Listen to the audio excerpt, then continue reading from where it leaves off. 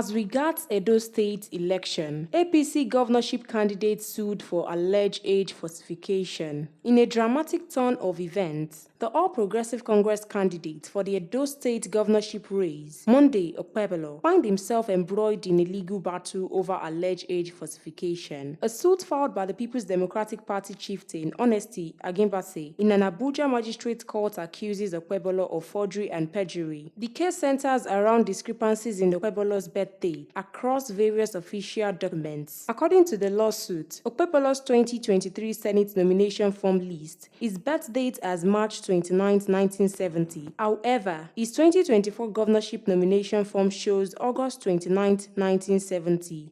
The plot thickens as Agimbase points out further inconsistencies.